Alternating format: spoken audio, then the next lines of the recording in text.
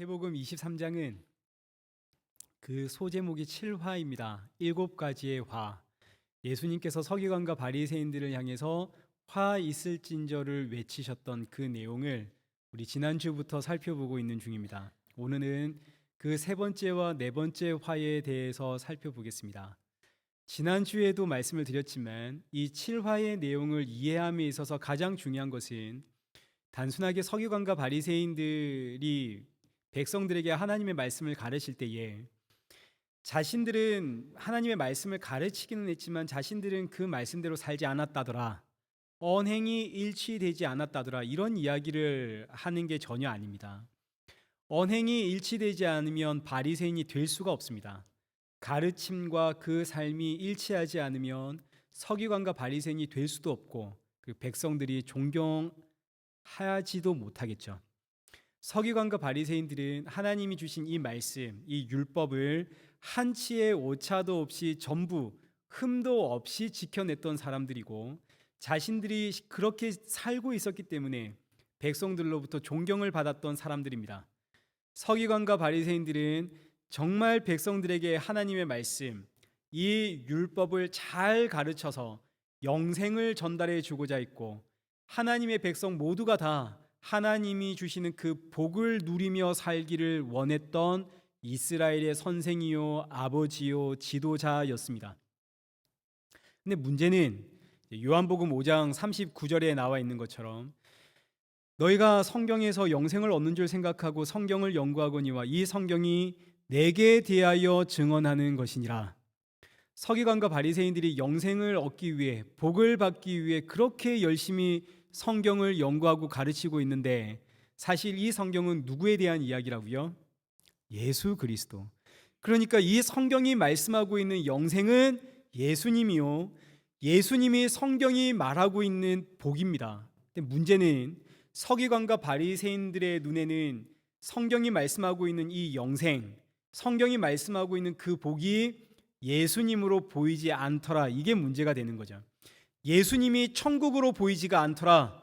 그래서 서기관과 바리새인들은 성경이 기록하고 있는 그 문자 그대로의 말씀을 가르치면서 이 말씀대로 살면 영생도 받고 복도 얻는다라고 백성들에게 가르치니까 하나님의 말씀은 가르치고 있지만 정작 천국이신 예수 그리스도, 영생이신 예수 그리스도는 가르치질 못하고 있으니까 그래서 예수님께서 하시는 말씀이 화 있을진저 너희는 천국 문 앞에서 들어가지도 않고 들어가는 자도 가로막고 화 있을진저 너희는 교인 한 사람을 얻기 위해 바다와 육지를 두루 다니다가 찾으면 너희보다 배나 더 지옥 자식 만드는도다 라고 말씀을 하셨죠. 이제 여기까지가 지난주에 살펴보았던 말씀입니다.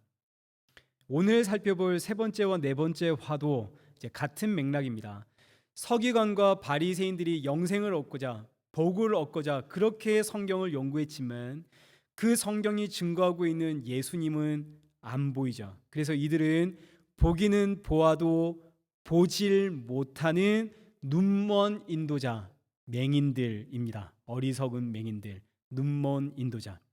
그래서 예수님께서 이들을 향해 너희는 눈먼 인도자다, 너희는 맹인들이다 라고 말씀하시는 이유를 이제 이 세 번째 화와 네 번째 화를 통해서 우리에게 가르쳐 주시는데, 세 번째 화는 맹세에 대한 이야기고 네 번째 화는 11조에 대한 이야기입니다. 맹세와 11조, 오늘날에도 아주 민감한 문제들이죠. 우리 함께 보겠습니다. 16절부터 한번 보시죠. 16절입니다. 화 있을진저 눈먼 인도자여 너희가 말하되 누구든지 성전으로 맹세하면 아무 일 없거니와 성전의 금으로 맹세하면 지킬지라 하는도다. 어리석은 맹인들이여 어느 것이 크냐, 그 금이냐, 그 금을 거룩하게 하는 성전이냐. 맹세에 대한 율법입니다. 율법에 맹세를 했으면 반드시 지켜라 그랬습니다. 근데 사람들은 너무나 쉽게 맹세를 하죠. 저도 어릴 적에 맹세를 정말 많이 했습니다. 제가 중고등학교 때는 엄마 이름을 걸고 맹세하는 게 유행이었습니다. 그때는 무슨 말만 하면 그렇게 자기 엄마 이름을 걸고 맹세를 했었습니다. 이게 지금 거짓말인 걸 알지만 서슴없이 엄마의 이름을 걸고 맹세하는, 참 죄송합니다만 왜 그랬을까요? 이게 나쁜 말인지는 너무너무 잘 알지만 이게 아무런 의미가 없다는 것을 나도 알고 너도 알고, 그래서 어린 시절 우리가 어머니의 이름을 걸고 맹세했던 이유는 이게 너와 내게 아무런 의미가 없는 맹세다 하는 걸 너무나 잘 알고 있었기 때문입니다. 그래서 그렇게 어머니의 이름을 걸고 맹세를 했는데, 죄송합니다 어머니, 제가 이 자리를 빌려서 이렇게 이야기해야겠죠. 그런데 돈을 걸면 이야기가 달라집니다. 어린 우리도 1,000원이든 10,000원이든 일단 돈을 걸어라 그러면 달라집니다. 네 말이 진짜면 돈을 걸어봐라. 그럼 그때부터는 말하는 게 달라지죠. 거짓말을 하는 게 이제 꺼려지기 시작합니다. 사람이 이렇게 악하고 돈에 약합니다. 이런 아이들이 자라서 어른이 되었죠. 저와 여러분이 되었습니다. 어른이란 아이들이 자기 안에 있는 그 악함을 감출 줄 알면 그때부터 어른이 되는 겁니다. 이걸 가면을 썼다 그래서 페르소나라고 그러고, 성경에 기록되어 있는 외식이라고 하는 단어가 이 페르소나입니다. 악함을 감추는 가면, 어른입니다. 지금 서기관과 바리새인들이 이 이야기를 하는 거죠. 이스라엘 백성들에게 성전은 어머니입니다. 아이에게 어머니가 전부이듯이, 그러나 아이들이 엄마의 이름을 걸고 맹세하듯이 이스라엘 백성들도 성전의 이름을 걸고 맹세하는 것이 너무나 쉬운 거죠. 그래서 뭐로 맹세하라고요? 금으로 맹세해라. 너희 말이 정말 진짜라면, 한치의 거짓도 없다면, 그렇다면 금을 걸고 맹세해라. 충분히 이해가 되죠. 마찬가지입니다. 18절 보십시오. 너희가 또 이르되 누구든지 제단으로 맹세하면 아무 일 없거니와 그 위에 있는 예물로 맹세하면 지킬지라 하는도라. 맹인들이여, 어느 것이 크냐, 그 예물이냐, 그 예물을 거룩하게 하는 제단이냐. 똑같은 이야기입니다. 제단을 걸고 맹세하는 게 너무 쉽습니다. 그러니 너의 말이 정말이라면, 한치의 거짓도 없다면 제물을 걸고, 이 제단 위에 올릴 제물을 걸고 맹세를 해봐라. 서기관과 바리새인들의 가르침이 충분히 이해가 되죠. 율법에 맹세를 하면 맹세는 반드시 지켜야 됩니다. 헛맹세를 하면 안 됩니다. 하나님의 심판과 저주를 받습니다.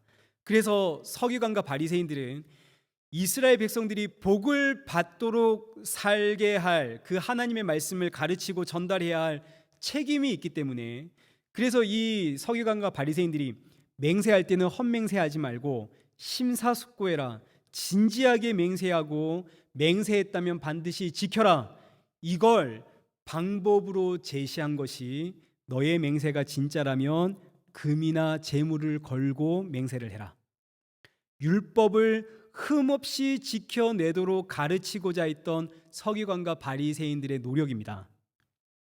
근데 예수님은 이런 서기관과 바리새인들을 향해 뭐라고 하시냐면, 화 있을진저 어리석은 맹인들이여, 화 있을진저 눈먼 인도자여. 뭐가 문제인가요? 지금 뭐가 문제입니까? 맹세가 뭘 의미하는지를 전혀 모르고 있으니까 이게 문제입니다. 맹세가 무엇을 의미하고 있는지는 전혀 모르고, 율법에서 맹세하면 반드시 지키라 그랬다, 그러니 맹세를 남발하지 말고 심사숙고해서 맹세해라, 이걸 가르치고 있으니까 이들은 화 있을진저 어리석은 맹인들, 보면서도 보질 못하는 눈먼 인도자들. 자, 그러면 이제 우리가 맹세가 무엇인지를 알아야겠죠. 율법에 맹세하면 반드시 지키라고 그랬는데 구약에는 두 종류의 맹세가 등장을 합니다. 하나는 하나님의 맹세이고 다른 하나는 사람의 맹세입니다. 먼저 사람의 맹세에 대해서 한번 생각해 보겠습니다. 구약 성경에 등장하는 사람의 맹세, 대표적인 사람이 창세기 28장에 나오는 야곱입니다.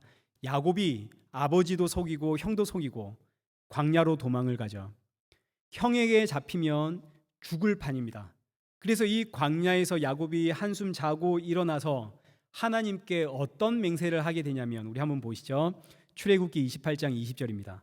야곱이 서원하여 이르되 하나님이 나와 함께 계셔서 내가 가는 이 길에서 나를 지키시고 먹을 떡과 입을 옷을 주시어 내가 평안히 아버지의 집으로 돌아가게 하시오면 여호와께서 나의 하나님이 되실 것이요 내가 기둥으로 세운 이 돌이 하나님 아버지의 집이 될 것이고 하나님께서 나에게 주신 모든 것의 10분의 1을 반드시 하나님께 드리겠습니다. 야곱이 지금 하나님께 서원 맹세하는 장면입니다. 이 야곱이 하나님께 왜 맹세하고 있나요?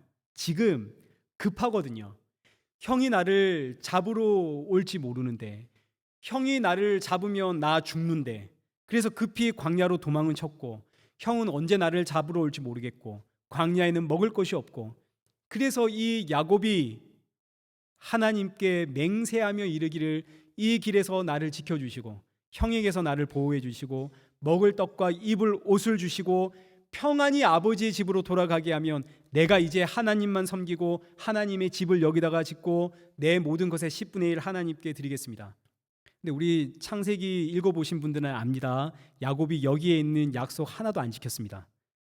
사람은 맹세해놓고 지킨다고요, 못 지킨다고요? 못 지키는 인생입니다. 자, 지금 이게 사람의 맹세인데 야곱의 이 맹세를 보니까 지금 딱 이게 누구의 이야기인가요? 우리의 이야기죠. 저와 여러분의 이야기입니다. 우리 언제 맹세합니까? 우리 언제 기도하나요? 기도가 전부 맹세입니다. 서원이고. 우리 언제 맹세하나요? 급할 때 맹세하죠. 하나님, 이 문제만 해결해 주면 제가 앞으로 주일 예배는 안 빠지겠습니다. 이 문제만 해결해 주시면 제가 앞으로 11조 꼬박꼬박 하겠습니다. 어떤 분들은 하나님 로또에만 당첨되게 해주시면 절반은 하나님께 드리겠습니다. 저희 어머니가 저를 낳기 전에 하나님께 맹세했습니다. 일명 서원 기도를 했죠. 하나님, 아들만 주시면 주의 종으로 키우겠습니다. 저희 어머니 왜 이런 기도했을까요? 어머니가 딸만 넷을 낳았거든요. 급했습니다. 사람의 맹세를 한번 보십시오. 사람의 맹세는 전부 누구 중심인가요?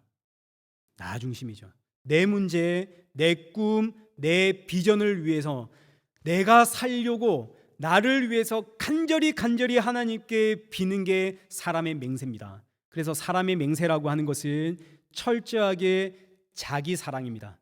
나를 너무너무 사랑하기 때문에 하나님 앞에 맹세하고 하나님께 서원 기도하는 거죠.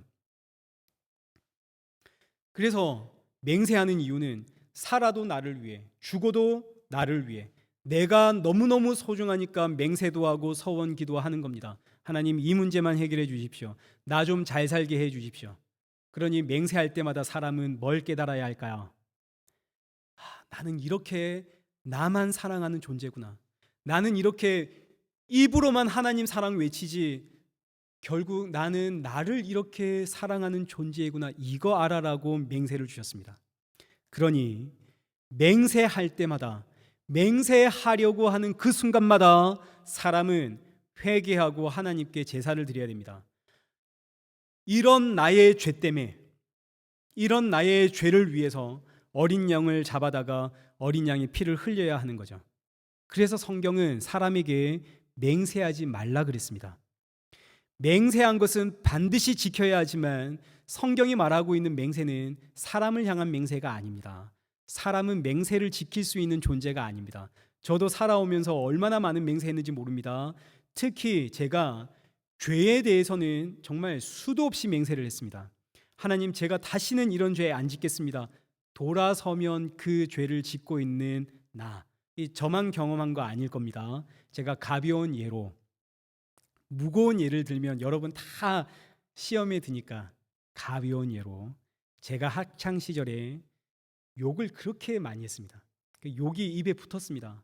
그래서 제가 이게 너무 죄송스러워서 하나님 앞에, 하나님, 다시는 제가 욕 안 하겠습니다. 혹은 하나님, 저에게 이렇게만 해주시면 제가 다시는 욕 안 하겠습니다. 얼마나 많이 기도했는지 모릅니다. 근데 그 순간뿐이죠. 돌아서면 욕하고 있는 나.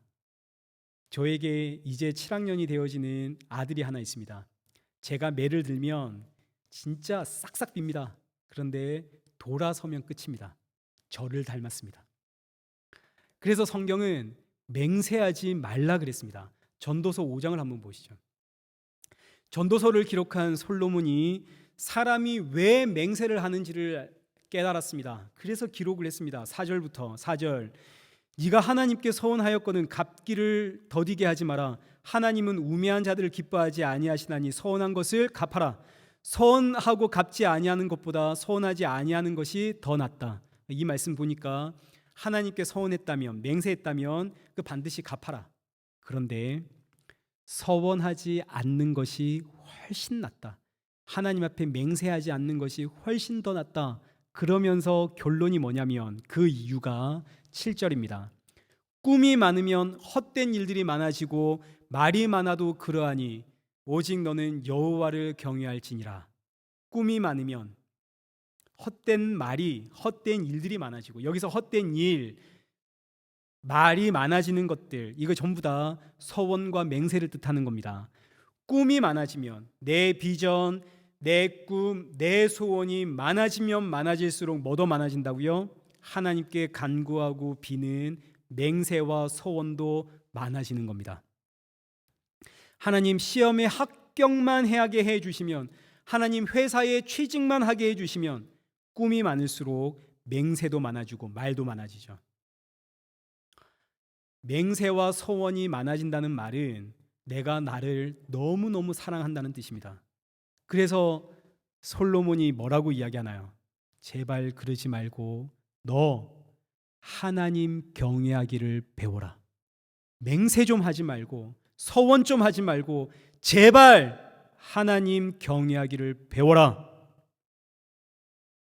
그래서 예수님도 마태복음 5장 34절에 나는 너희에게 이르노니 도무지 맹세하지 마라. 성경은 사람에게 맹세하지 마라 그럽니다. 여러분 제발 맹세하지 마시고 서원 기도하지 마십시오. 그거 전부 다 내 욕심이고 내 소원입니다. 다른 말로 표현하면 우상 숭배입니다. 맹세하지 마십시오.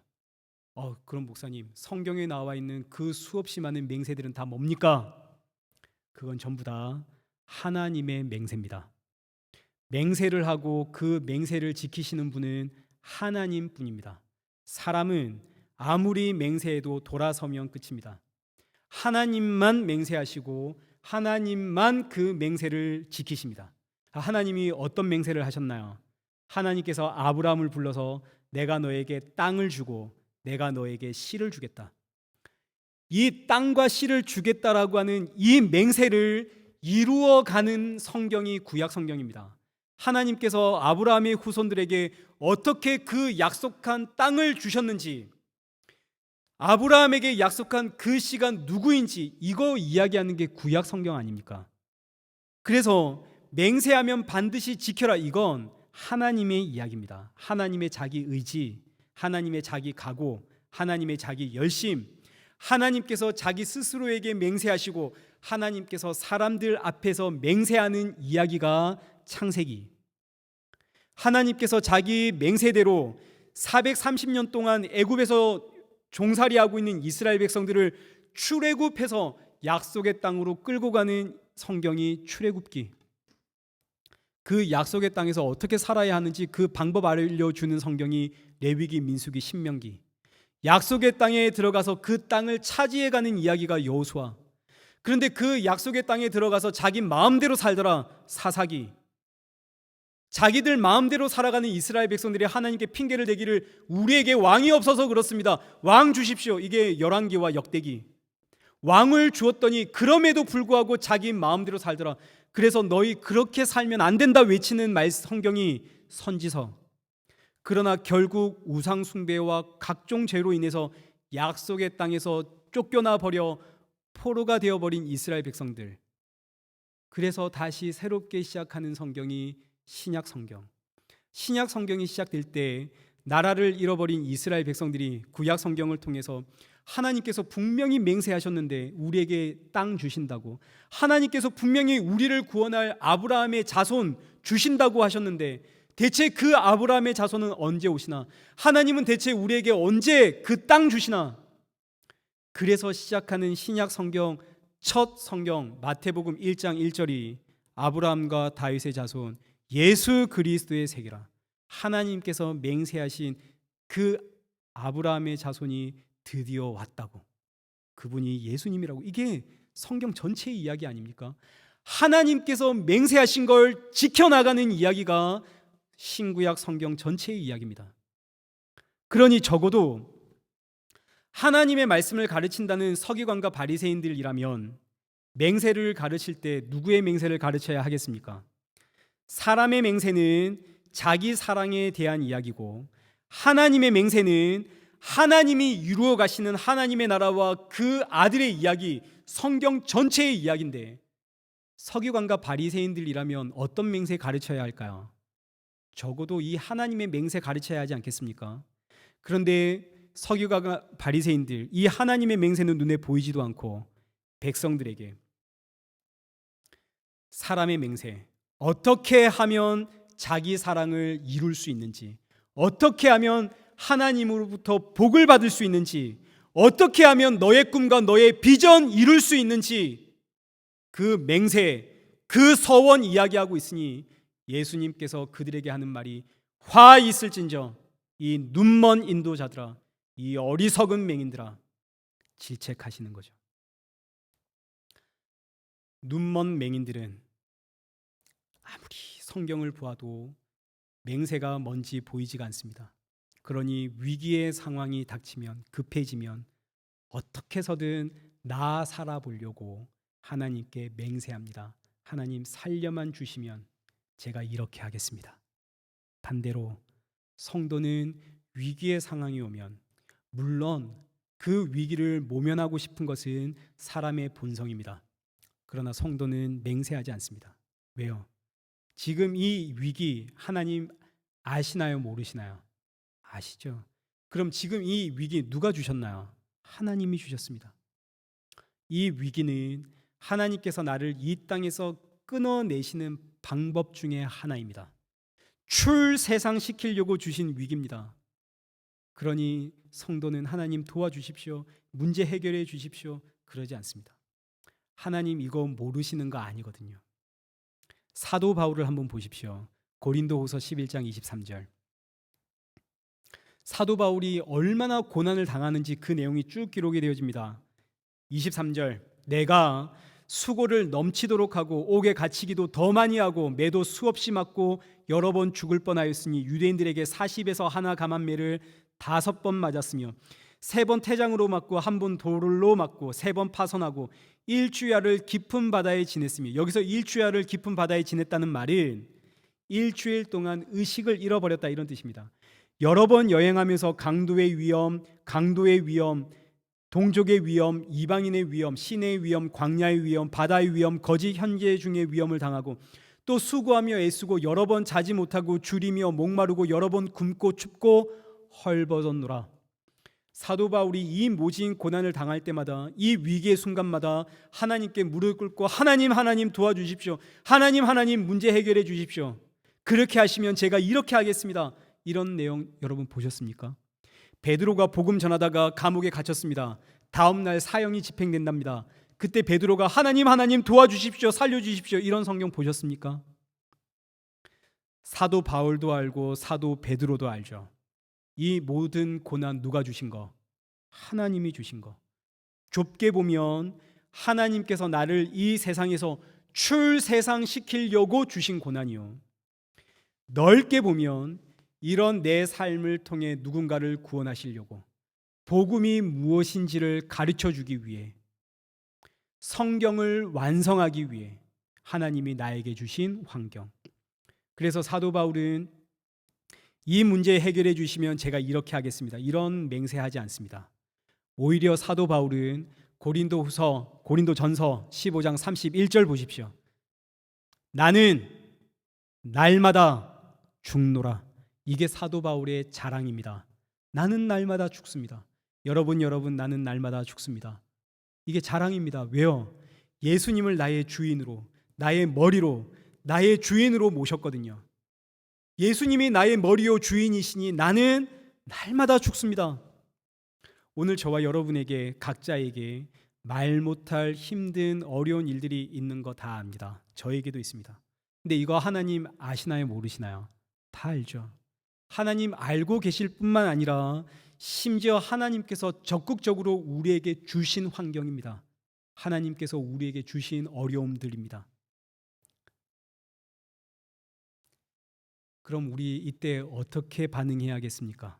소경이라면 당장 하나님께 맹세부터 하겠죠. 이 문제만 해결해 주면 제가 이렇게 하겠습니다.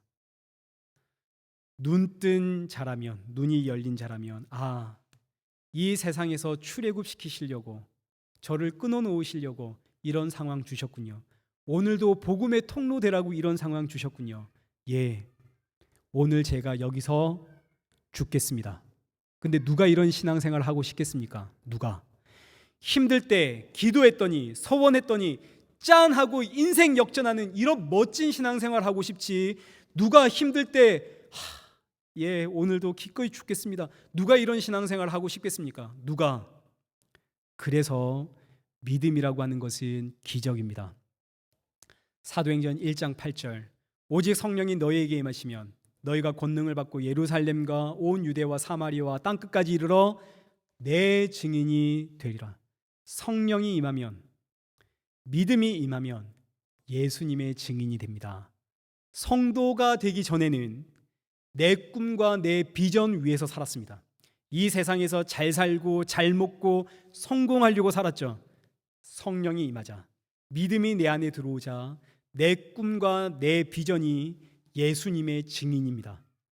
이 말은 영향력 있는 자리에서 복음 전하는 사람이 되십시오, 혹은 내가 잘 되면 하나님의 영광이 더 잘 드러내겠지, 그렇지 않습니까? 이런 이야기 절대 아닙니다. 이건 그냥 내 욕심, 내 탐심을 포장한 것이고, 예수님의 증인이란 십자가의 증인입니다. 왜 죄인들은 십자가로 가야만 하는지, 여기에 대한 증인이라는 이야기입니다. 십자가는 이 세상에서 죽었다는 이야기죠.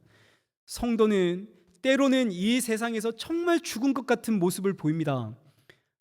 아니, 당신은 어떻게 이 문제 앞에서 그런 태도를 취할 수 있습니까? 예, 저는 십자가에서 죽었거든요. 이렇게 예수님의 증인, 십자가의 증인이 될 것이고, 때로는 도무지 포기할 수 없는 나의 욕망과 나의 욕심 앞에서 아둥바둥 이거 붙잡고 난 죽어도 이거 못 놓습니다. 그렇기 때문에 나의 유일한 구원은 오직 예수님의 십자가뿐입니다. 나 같은 이런 죄인조차 구원한 예수님의 십자가로 함께 가십시다. 이렇게 십자가의 증인이 될 겁니다. 이게 성도입니다. 사랑하는 성도 여러분, 십자가의 증인이 되십시오. 왜 십자가로 가야 하는지에 대한 증인이 되시길 축원합니다. 아멘이 안 나올 줄 알았습니다. 지금까지 맹세에 대해서 살펴보았습니다.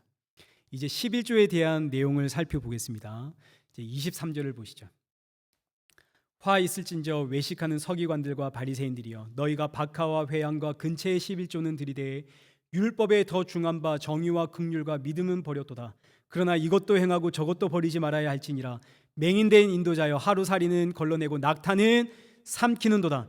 11조에 대한 지적입니다. 먼저 24절에 맹인된 인도자야, 너희가 하루살이는 걸러내고 낙타는 삼키는도다. 여기서 하루살이란 사소한 문제, 사소한 것, 이런 뜻입니다. 낙타는 본질적인 것을 뜻합니다. 11조를 이야기할 때 11조를 어떻게 해야 되는지에 대한 방법론적인 것들은 전부 다 사소한 것들입니다. 그건 본질이 아닙니다. 그런데 23절 보시죠. 서기관과 바리새인들은 박하와 회양과 근체의 11조까지도 했다고 합니다. 박하와 회양과 근체란 우리식으로 이야기하면 집 마당에서 키우는 상추, 깻잎 이런 거 이야기하는 겁니다. 깻잎을 따서 깻잎의 그 수만큼 새알려서 11조를 했다는 이야기입니다. 왜 이렇게 11조를 했을까요? 왜? 분명히 성경에 보니까 11조 하면 뭐 받는다? 복 받는다. 분명히 기록하고 있거든요. 말라기 3장 10절입니다. 만군의 여호와가 이르노라, 너희의 온전한 11조를 창국에 들여 나의 집에 양식이 있게 하고 그곳으로 나를 시험하여 내가 하늘 문을 열어 너희에게 복을 쌓을 것이 없도록 붙지 아니하는가 봐라. 11조, 온전한 11조 하면 하나님이 하늘의 문을 여시고 쌓을 곳이 없을 만큼 복을 부어주겠다, 하나님이 약속을 하셨습니다. 그러니 이스라엘 백성들이 특히 서기관과 바리새인들 얼마나 열심히 11조를 했는지를 모릅니다. 11조를 해야만 하늘 문이 열리니까요. 그런데 그렇게 열심히 11조를 해 왔는데 하늘 문 열렸나요? 안 열렸나요? 안 열렸죠. 그렇게 정성을 다해 11조를 했는데 지금 이스라엘은 나라를 잃고 로마의 식민지입니다. 그러니 이제 서기관과 바리새인들은 뭐 연구해야 할까요? 11조가 아니라 대체 온전한 11조는 뭔가, 이거 연구해야 되지 않겠습니까? 복 받으려면, 하늘의 문을 열어 제끼려면 온전한 11조가 뭔지를 알아야죠. 그래서 온전한 11조에 대해 깊이 연구한 결과 텃밭에서 키우는 쌍추 이파리 그거 한 장까지도 11조를 우리가 해야 한다.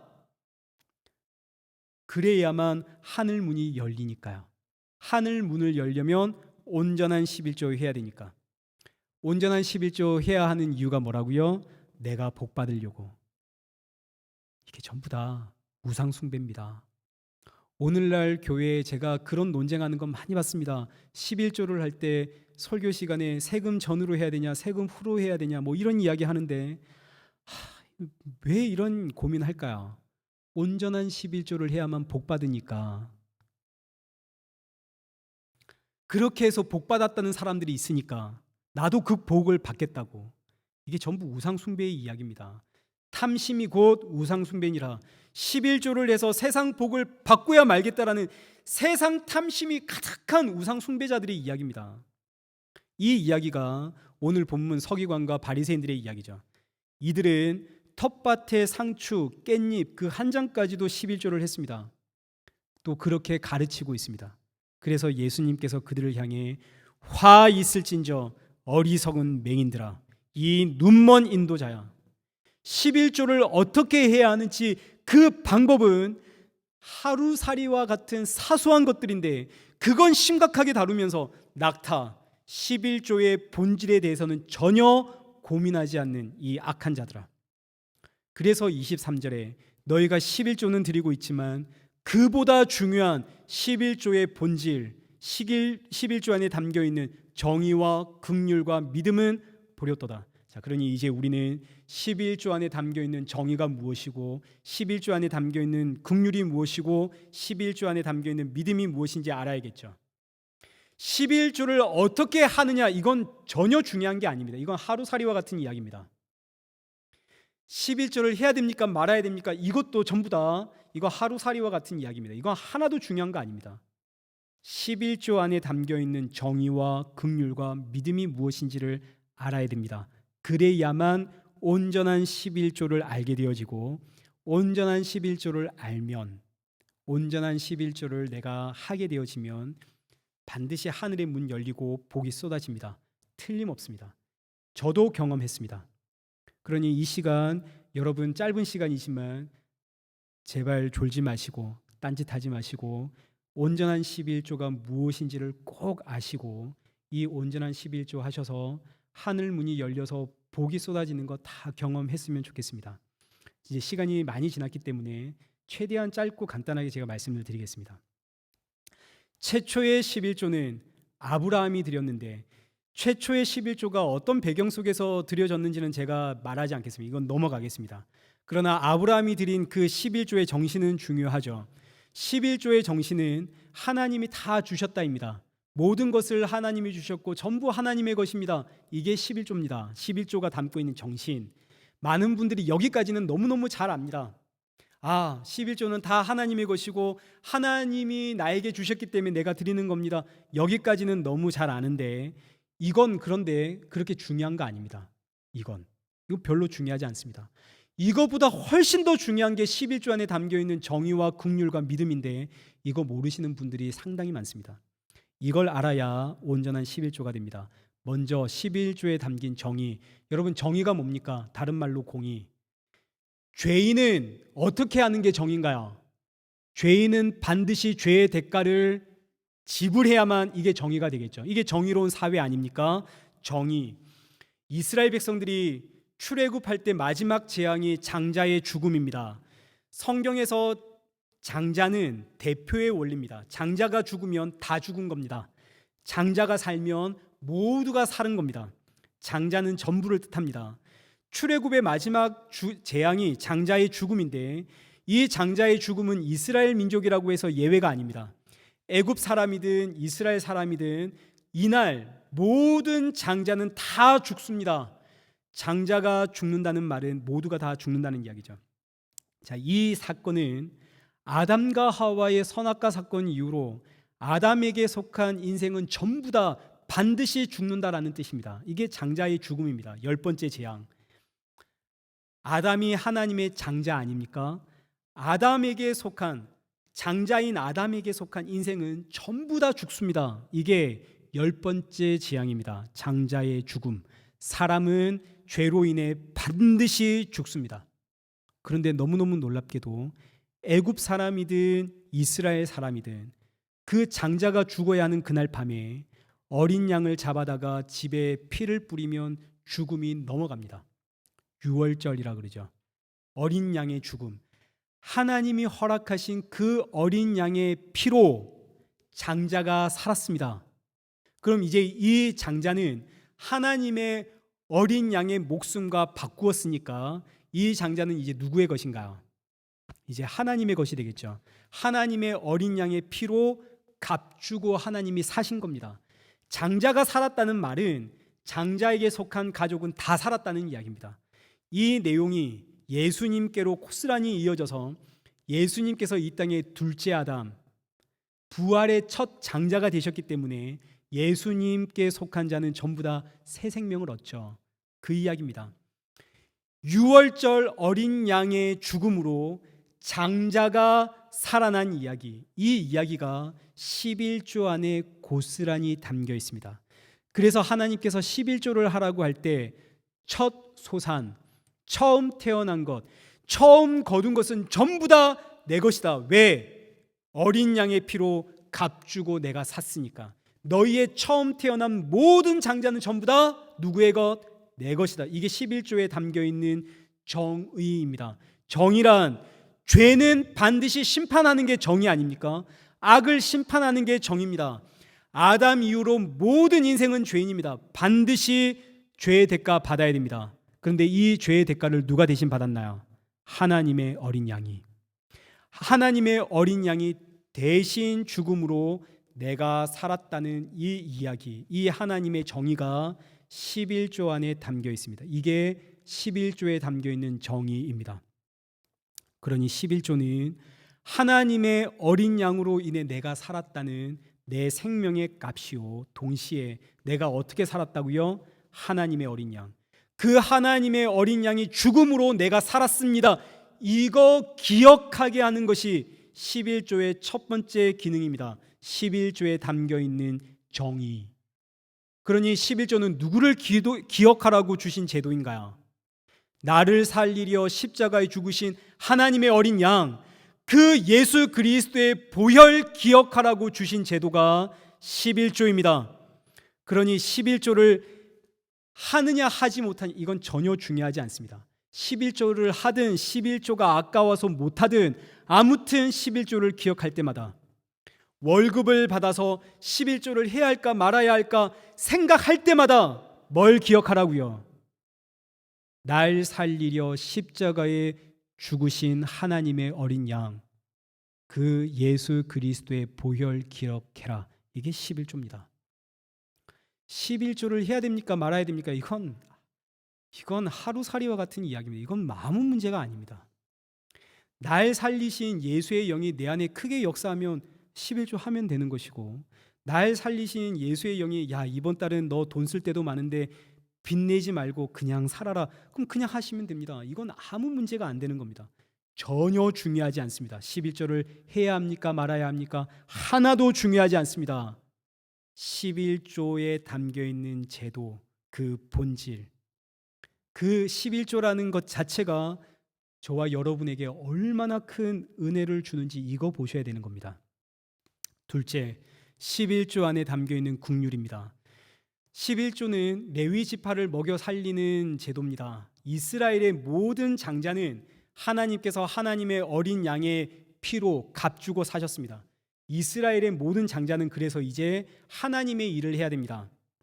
부모와 떨어져서 하나님의 회막 혹은 하나님의 성전에 가서 평생을 하나님을 위해 살아야 됩니다.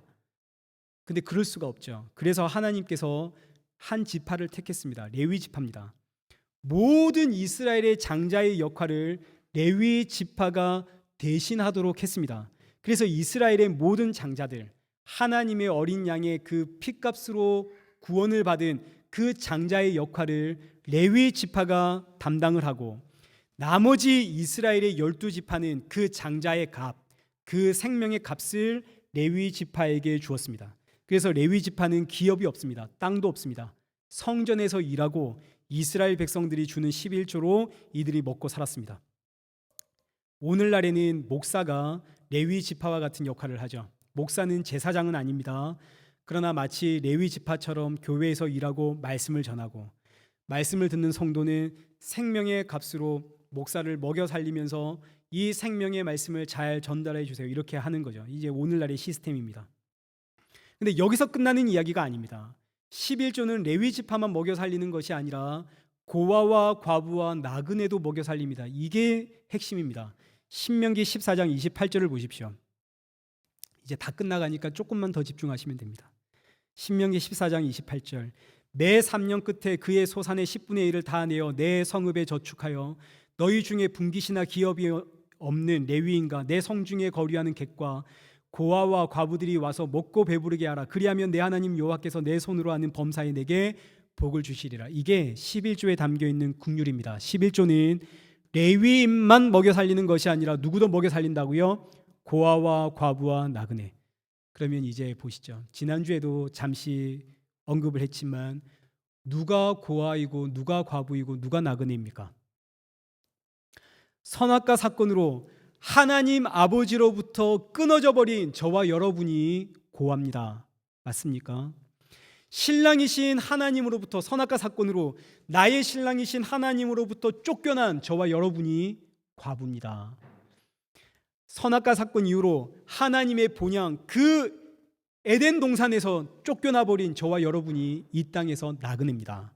그러니 저와 여러분이 이 세상을 살아가고 있는 모든 인생이 고아와 과부와 나그네인데, 하나님으로부터 끊어진 고아와 과부와 나그네인데, 이런 이들을 먹여 살린 11조, 누구의 이야기인가요? 마태복음 26장 26절, 예수께서 떡을 떼어 제자들에게 주시며 받아 먹으라, 이것은 내 몸이라. 잔을 주시면서 받아 마시라, 이는 죄 사함을 얻게 하려고 흘리는 바 곧 나의 피, 언약의 피니라.